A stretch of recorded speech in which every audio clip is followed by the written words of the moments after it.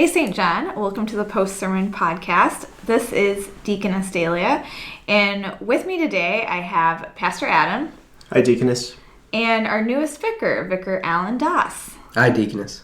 And this is a special episode of the podcast. We thought it would be cool to be able to interview our new vicar, get to know him, as he's going to have his first sermon. You're preaching for the first time at St. John, August 14th, right? Yes. Yeah, so it'd be cool for all of us to get to know you, Absolutely. and see what you're looking forward to with this upcoming year.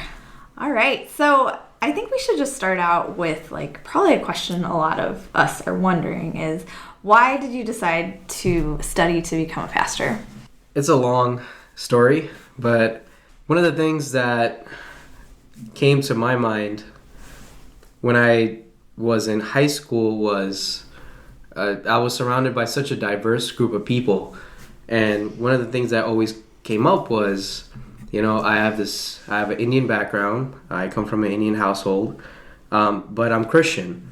So they would always be confused as to why I'm Christian, why I believe what I believe. And from there, it sparked a lot more conversation. And during college, I was part of a lot of different groups that would talk about religion. I had a lot of Muslim friends that would constantly bring up many different questions. And I quickly realized that I wasn't able to answer all those questions. So I asked my pastor about this, and he gave me a lot of different resources. And I just dived right into the Bible, just rereading, going over our confessions, the catechism, and studying other religions as well. And I quickly came to this with a lot of meditation, and just reading scripture, that this is something I would like to do, full on. Not something that I initially thought about doing. I actually went into college to study IT stuff, but God had different plans. Growing up, I always said I wanted to build roller coasters, so that didn't work out that way. Right. Yeah. Very good. Yeah, that was going to be my next question, what you went to school for, or were planning on going to school for. And you went to which Concordia again? I went to Concordia College, New York, in Bronxville, and unfortunately it closed during last year because of COVID and many other different reasons. But I was one of the last pre-sem guys that graduated from Concordia, Bronxville. Before that, I was going to community college, Queensboro Community College. I was studying IT from there, computer information systems, database management, and networking.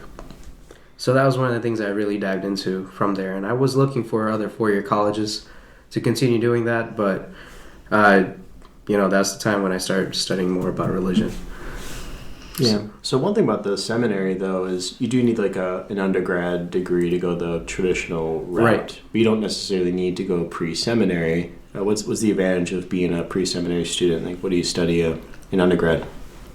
So I would highly recommend, if somebody's around that age, to definitely go into the pre-sem program, because it gives them an early start to what seminary is going to be like. So for example, languages. During undergrad, I was able to take Hebrew. Hebrew was a good way to start to know the languages, and when I came to seminary, I already had that in. But I had to take Hebrew again because of some sort of reason, but that's okay too. I got to retake it during the summer, and I was good to go. And then for Greek, I wasn't able to because I came in as a junior into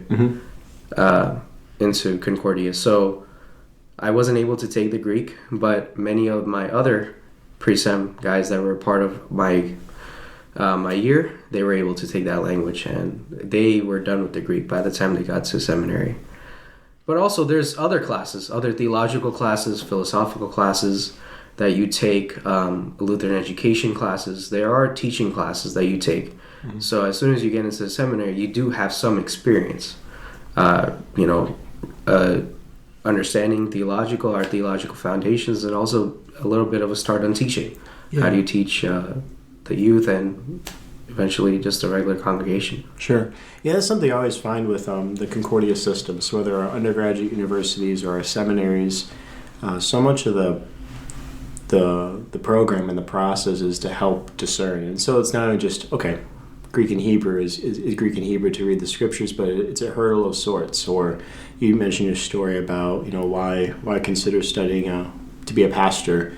There's also just kind of a lot of just kind of confirmation. Okay, got through this hoop, I got through this hoop, I got through this hoop. And part of it is to give you that exposure to see, is this really, something you want to do? And also just, the burden, the weight of entering into church work. Right. And not having someone realize too late in the process that maybe I shouldn't do that. Right. And so it's part of some of that too. Deaconess, I'm assuming you had some of that with studying to be a deaconess at Concordia Chicago. Yeah, definitely. And I was going to add, I think, something great about the pre-sem route, or for myself going through the deaconess program, was you begin forming these friendships with people who are also going down that same path, which just becomes so important, especially when you're actually in ministry, to be able to support one another. Well, let's talk about, like you said, this upcoming vicarage year. Is there anything in particular that you're excited about to experience here at St. John, or hoping to learn? I did grow up in the church. My father's a pastor as well, so I do know a lot of things about the church, but I think there's a difference in culture. I wasn't as involved in a bunch of the English congregation, so for me this is a new starting point, or a new place where I can learn completely fresh out, just learn how to do things. Administration was important to me. I mentioned that to Pastor, that what does the everyday pastor look like? What are some of the conversations that we do as a team in a church? Sure. And how do we get things done?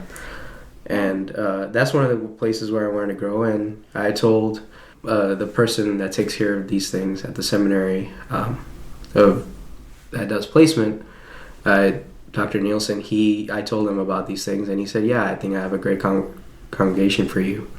Yeah. But he didn't mention St. John's. He just said, yeah, I might have something in mind for you. Yeah. Yeah, you found out during the placement service that a few of us were able to watch here at St. John, as we were watching in the sanctuary. That was it was a surreal day, just walking into just a crowded chapel, and you have all these people leading in front of you, right behind you, and it was something that I prayed about for a long time, and then when you actually see it happen, it's just I think it'll give you a little taste of what to expect at Call Day in a couple of years, right? Yeah. So what did you think when you found out that you were going to be sent to St. John, Dublin, Ohio? Well, first was Ohio. I never thought that I would come to Ohio. I never thought that either. And I don't think you did either, Pastor. Yeah, you just don't know. You just don't know, but you don't necessarily think, Ohio one day. I was thinking maybe a different type of city. I grew up in New York City, so maybe New York? Yeah, I was thinking of something a little bit more fast-paced, like inner city type ministry, but then I quickly realized, no, this congregation itself, it's growing, and it's part of that city, and there's a lot of things going on. So as soon as I found out, at first I thought, Ohio, wow, this is different, but I said, you know what, I think this is where God wants me to be exactly. And so I know you haven't been at St. John that long. You just arrived last week. You were installed on Sunday. But so far, what are your first impressions of our congregation and then Dublin, Ohio as well? Well, one of the first things I noticed as soon as I walked into the congregation is everyone is just so inviting. They're so welcoming. When I was really worried when I walked in through the doors, how is the congregation going to be? How's the community going to be? And one of the first people that I interacted with, they were just so welcoming. They really took me in, made me feel like I was part of the family, and they said, you belong here. You're welcome here. And I just thank God for that. But along with that, just the city of Dublin itself, it's moving. There's a lot of things going on, and I just saw that people really enjoy some of the activities that Dublin has to offer. And I was thinking that there's some of the things that I can be a part of and just grow with and just talk to people. Just even by like going down to Walmart, just people are saying hello. So it's a little bit different from New York, but it's something that it's great to get used to. You have to probably let people know what you think of the pizza in the area at some point. Right? Yeah, the pizza. Yeah, I have to try a lot more places here, but so far what I've tried, it's good. It's good. It's good. Yeah, New York pizza, that's the thing I miss the most, but I'm going to try different places here. Yeah, give it a shot. Yeah. People are very loyal to different pizza places here, so I have to see what you think of them. Yeah, just give me a couple of names and There you go. yeah, There you go. try it out. Yeah. And then I have to ask, just I'm sure people are curious, are you an OSU fan? Or will you become one? Well, I guess the answer to that. You don't have, yes. you don't have Yeah, you don't have I to wouldn't have say to. I'm a fan, but I would love to watch more games and, really get into it. If I meet more people here, they're willing to, take me along to a game, and I'll definitely Be give it a open shot. to it. Yeah, Awesome. I'm open to it. So I noticed on Sunday that you had a lot of family in town that were able to, well, at least at the late service, they were able to attend. Can you just tell us a little bit about your family? Yeah, so as I mentioned before, my father's a pastor, so we came from India in '96. I was just a month old, and one of the reasons why we came to America was my father, even though he was ordained, he wanted to get more theological training. So that's one of the reasons why he came here, and just early on, he started his own independent ministry, and that is where that's where he met my godparents. They were initially one of the first members that joined the church, and one of them he became our head elder of our congregation. So we've had a really old and really strong relationship with that family. And then slowly, when we were introduced into the Lutheran Church, I was baptized and eventually confirmed, but I was baptized right away, and they were the ones that were chosen to be my godparents. And I love them a lot. They live in Buffalo, actually, so it was a little bit of a drive for them, but as soon as I told them that I was going to be installed here, they said, yeah, they would be here. So that was one of the cool things. But as for my family, my mother, she was an RN in India, but right now she just works in a hospital as a care assistant. And my sister just graduated high school, so she's going to be starting college as a freshman at St. John's University in New York. So Great name. that right, St. John's connection. But I know this congregation is St. John, not St. John's. So. That's right. Right. Yeah. There's another church, St. John's. That's the one So in you don't want Marysville. to get them mixed up. Yeah. Yeah. Yeah. Let's see here. What about hobbies? Any hobbies you have? Not many hobbies. I still continue on doing computer stuff. I do play a lot of basketball. Not as great at it, but I still like to play. Before COVID hit, I did like to go to the gym a lot. So that's one of the things I really want to start up again. But yeah, it's hobbies. I like to try new places, new foods. So I'm always open to that. Different ethnic foods. That's one of the things I used to do, especially in St. Louis. I had a really good friend, my roommate, Chris. Both of us were always into trying a different ethnic food at least once or twice a month. So, Do you have a fun fact that no one knows about you? So really, you could say anything, because we are just getting to know you.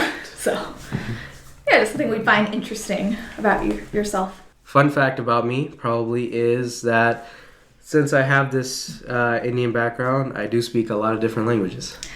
Very interesting. What languages do you speak? So at home, we speak Hindi, Urdu, and Punjabi at the same time, simultaneously.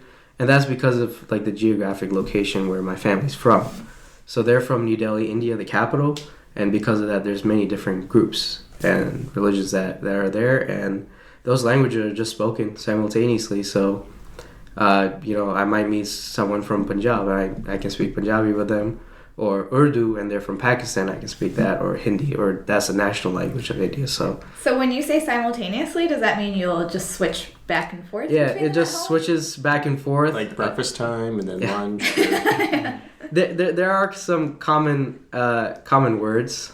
I would say like The closest that I can think of distinguishing that is like Spanish and Portuguese, maybe, how they're really close but a little bit different. So that's probably how I would say, like Hindi or the Punjabi, that's how it works. It's some of the words are similar, some of them are not. So they're all just spoken simultaneously. It's just how the culture is. Along with that, now I took Latin in high school for 4 years, so I know Latin. Some of it, I still got to keep some of it, and then when I was studying pre-sem and then now seminary, got to fit in 2 more, and the list just keeps on growing. Multilingual. Yeah, I worked at a Spanish community in Queens, in Corona, Queens, and I got to learn Spanish there. Like I said, the list just keeps on growing. Pastor, do you have any questions before I ask my last one? Not at the moment. I might interrupt and come up with something. Okay. Well, I would be remiss if I didn't ask this, because you mentioned being like a foodie, and so am I. And I know you come from Indian background. So do you cook Indian food? I do. I do make different types, but I wish I was a little bit better. I try to get some lessons from my mom and some other people. Even YouTube. I tried learning from YouTube. But I make some good foods. Well, you're always welcome to bring them into the church office. Yes, I will. I will one day. Yes. Well, very good. Thank you so much for taking the time, for letting us interview you. And we're all just looking forward to this next year of you being able to serve St. John, but then St. John also being able to serve you as you continue this formation of getting ready to be a pastor. No, thank you so much to St. John's for giving me the opportunity to study and learn and grow with this congregation. It really means a lot to me. So thank you so much. Yeah, we're excited to have you on the podcast. And so St. John, make sure you submit all your toughest questions to Vicar Allen. He will gladly answer them for you. So that'd be great. Oh, thank you. Thank you so much. All right. Well, take care, everyone. Bye.